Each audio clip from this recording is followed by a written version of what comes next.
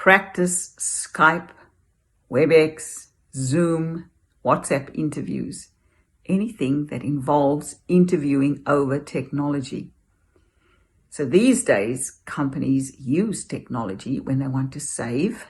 For example, if a company's in Sydney and the candidate's in Melbourne, they most likely will invite you to interview over Skype or WhatsApp or Zoom or something like that.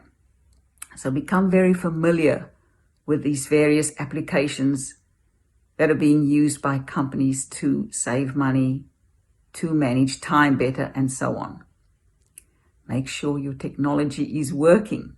Nothing worse than fronting up on the day, someone's on the other end waiting to conduct an interview and your technology isn't working. Make sure, number one, that your technology, your applications are working.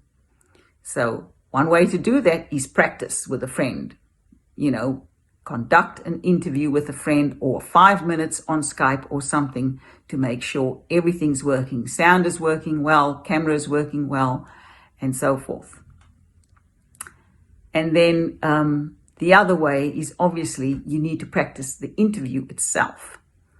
And it can be a little bit strange when we've been familiar, when most of us are used to interviewing in the room, looking at someone across an interview table or looking at a panel. This technology thing can be quite daunting. But you do need to practice. You need to become very familiar with it because it is being used more and more.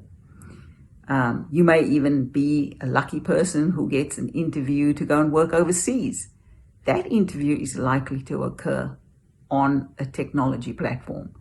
So my advice is become very familiar, practice with friends, get help, make sure technology is working, and get very comfortable on those cameras. Being seen, obviously still dress appropriately.